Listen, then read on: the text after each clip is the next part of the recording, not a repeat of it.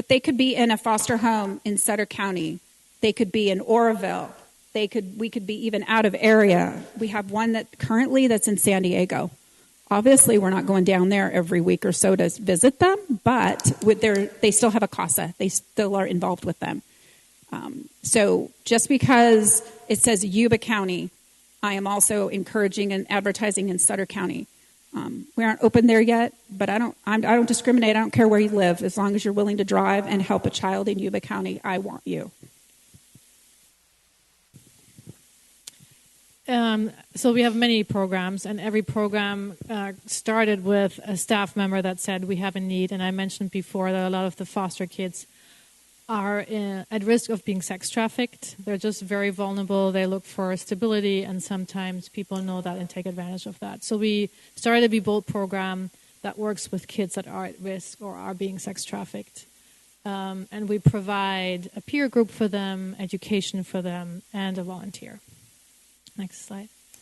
Canine for Kids, I know this is a program that we have in Placer County. We don't need it here because there is already a program for dogs that are at the courthouse. It always helps to calm kids down who have to attend a court meeting that there is a dog, and I think there's always one in Yuba County, so we don't need that here.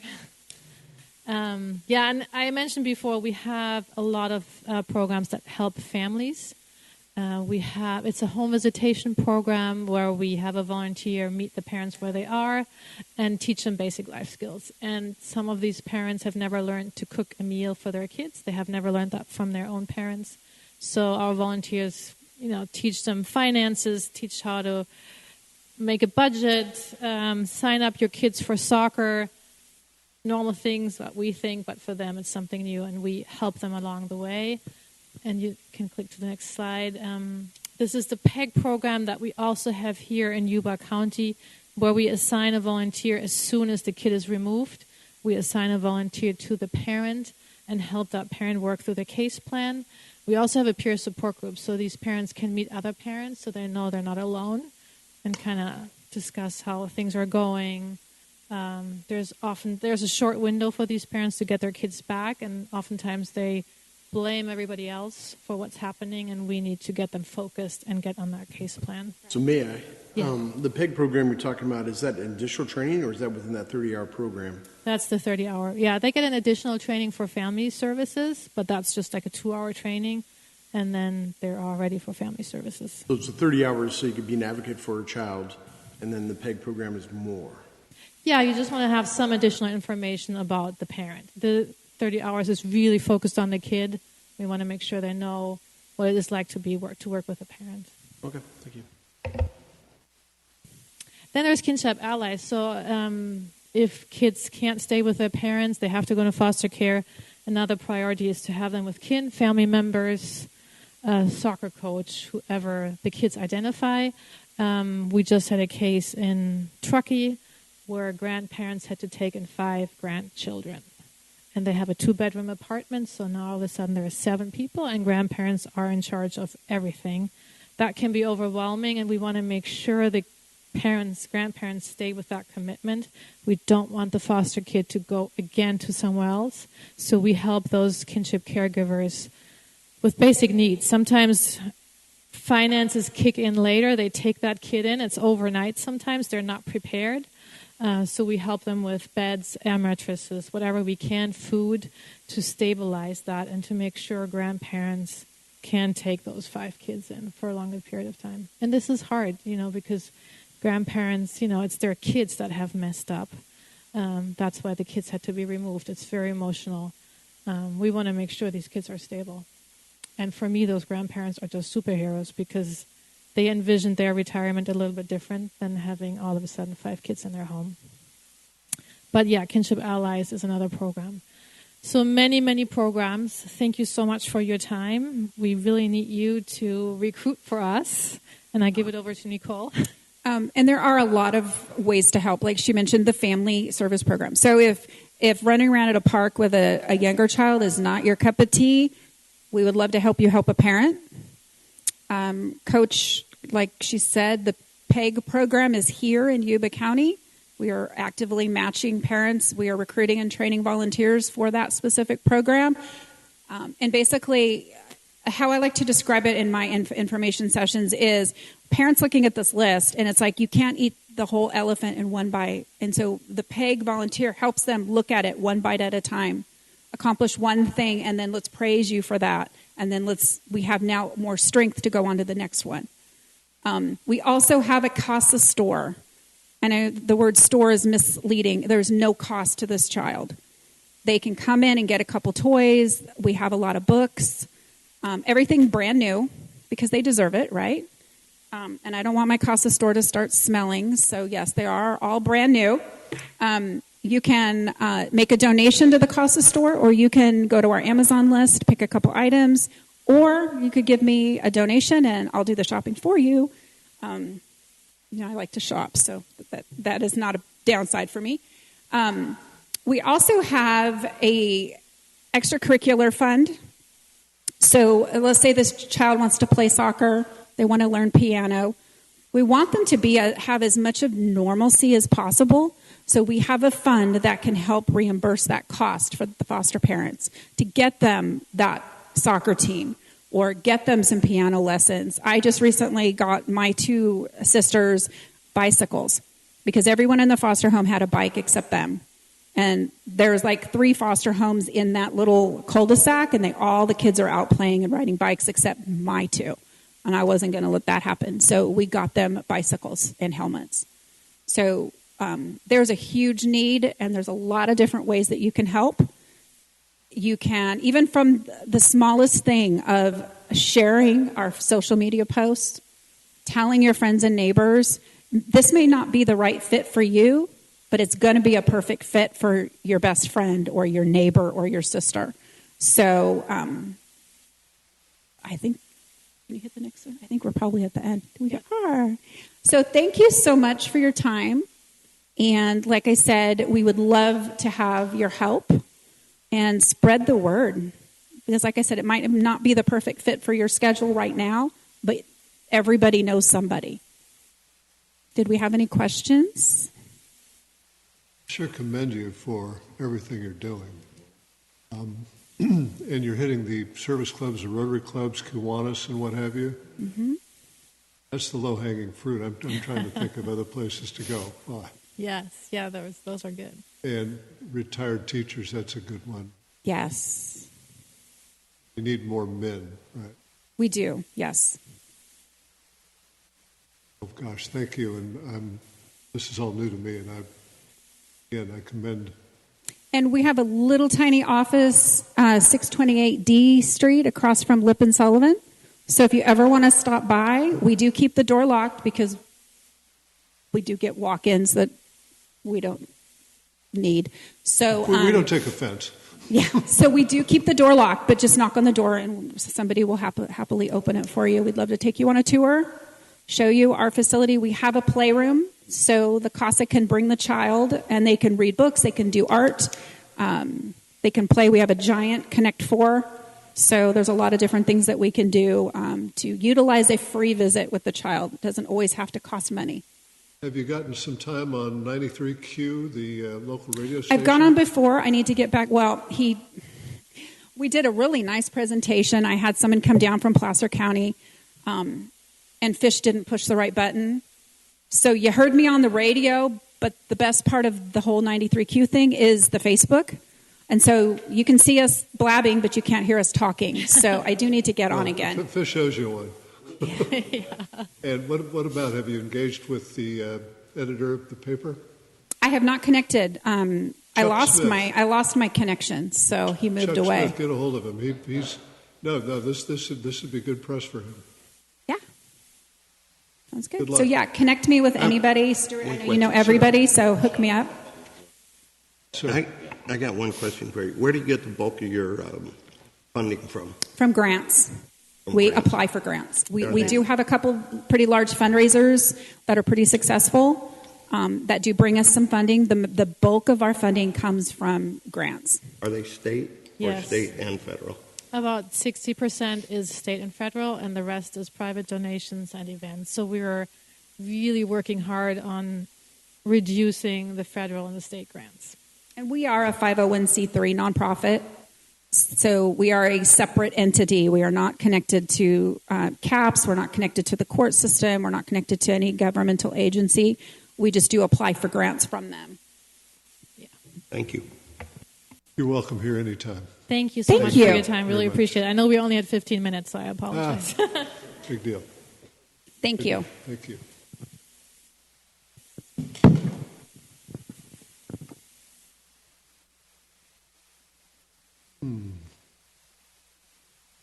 Okay, now, do we have anyone online? Can you tell me? We don't. No, Mayor. Anyway, now is the time for public comment on any item on the consent calendar or any item not on the posted agenda. Do we have any speakers? No, we do not. We do not. I could have saved all that. We now move to consent calendar, and all matters on this agenda are considered routine and therefore typically approved by one motion unless a council member or the city manager first requests that the matter be removed from the consent agenda for separate discussion and action. What is the will of the council? Move to approve. Second. All in favor? Aye. Aye. I heard all five there. Counselor, would it be okay to, we're going to go into closed session here. Would it be okay to do council comments, council correspondence, and the city manager's report now before we do that? Without it. No one's objecting? Here we go. We will be going into closed session, and when we come back, we'll issue a quick report. To the extent one is forthcoming. Let's do council comments now. Marjorie, nothing to offer? Comments or reports? Okay. I wrote down what I've done in the last couple of weeks, so to keep me informed of where I've been. I attended the Sag Hog Transportation meeting where the significant discussion regarding the Transportation Improvement Program funding. It's essential, I love this, that they say this, it's essential that we present a unified voice regionally to advocate for additional state and federal funding. I like that, that's what we need to do here. Additionally, I attended the Planning Commission meeting and was pleased to hear that the general plan was approved by the commissioners, and hopefully it'll be moving forward to council soon. I'd like to express my gratitude to the Marysville Police Department Code Enforcement Team for addressing a potential code violation. Sent an email, was taken care of that day. And also to Public Works for resolving a resident's concern regarding a raised manhole in the road. I think those gentlemen were at our last meeting about this, but the great news that the Marysville Fire Department received the Cal grant, water grant. And I'm looking forward to the Buckeye Festival, March 1st and 2nd. So I hope to see all of you there. And thank you to the staff for your continued support. Stuart, do you have anything to share? I do not, but I would love to thank Councilman Rollins for that amazing presentation. Thank you. She makes now me I'm feel going to unworthy. have to. Well, now I'm going to have to up my game.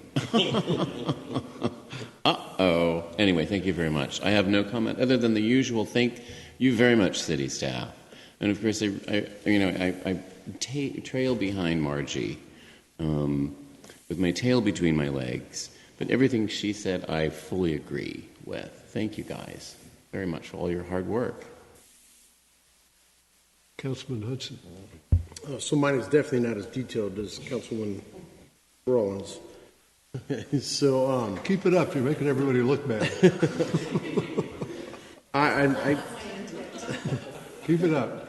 I have no real community reports as we're meeting this week with a couple things we got going on there.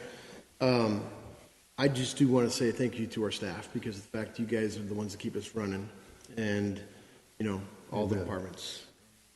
Yes, I too am looking forward to the Bacchae in a few weeks. We have another meeting before, but yeah, I want to say it on that point. So that's all. Thank you very much. Mr. Vice Mayor. No committee reports, although we've got some things going on that we will eventually bring back to the council, but at this point there's nothing. I do want to bring up, I believe, didn't you guys bring a home invasion around, Chief? Didn't you have a home invasion that you took care of recently? Turned out to be more than you expected? Yes, it was Sunday morning. So it was definitely it was a gentleman with an extensive criminal history. I think it was like more than 6 pages. That he's just a violent criminal, terrorizing the streets. He broke in to his ex-girlfriend's house with a ghost gun that had a 30-round capacity magazine on it. She pulled out her legally possessed handgun. They wrestled over him. He took off with them.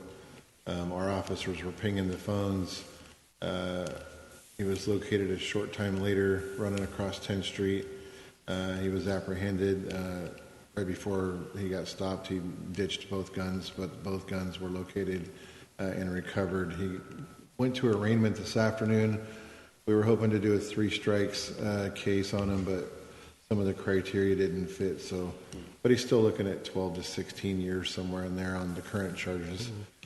So he's been calling from the jail, threatening and stuff. So he just keeps adding to the punches. But it was a good case, and our team did a great job getting a bad man off the street. So hopefully the system will do its purpose and keep him there for a while.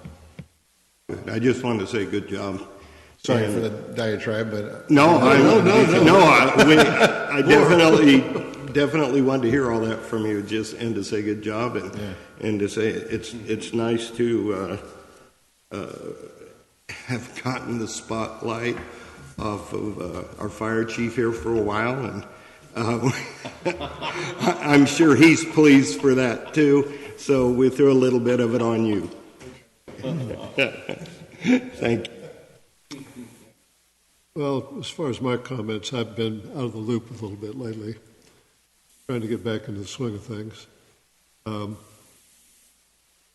Councilman Rollins has been kind enough to substitute for me at SACOG. She'll do it again on Thursday. I'm at the very beginning of analyzing all of the material that California Water Services provided us. I used to do this for a living. It's interesting, and it's leading to some initial impressions that are encouraging. Other than that, else to report, Mr. City Manager.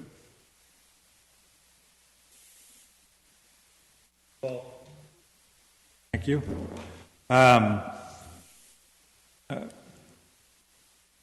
Already mentioned that Bacchae Festival is on March 1st and 2nd.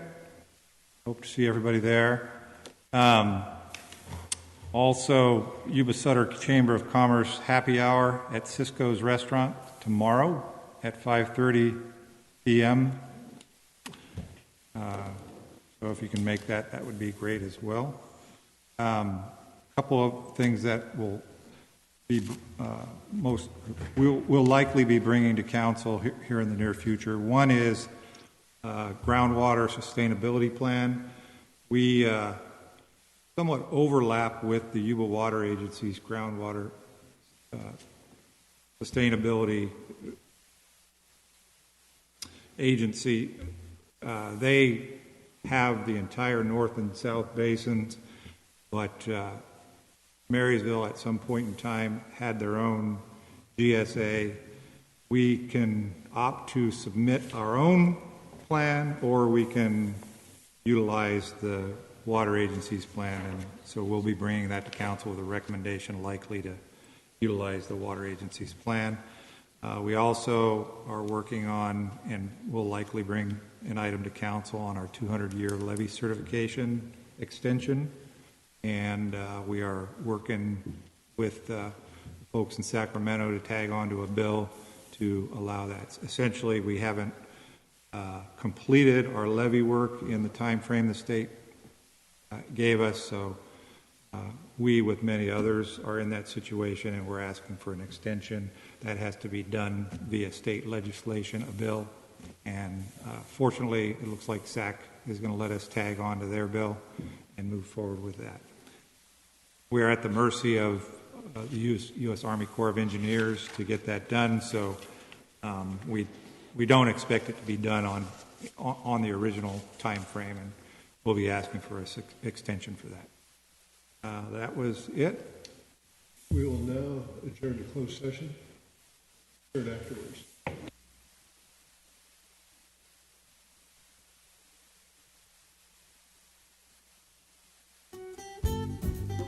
Yuba-Sutter.live's local government live streams are presented by Plumas Lake Self-Storage in Plumas Lake, where lifelong local residents are helping other residents keep things safe, providing indoor storage units, outdoor RV and vehicle parking,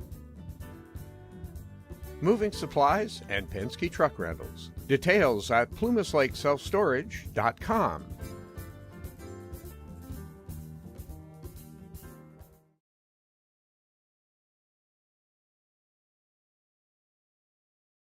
Yuba-Sutter.live. It's the truth that comes through.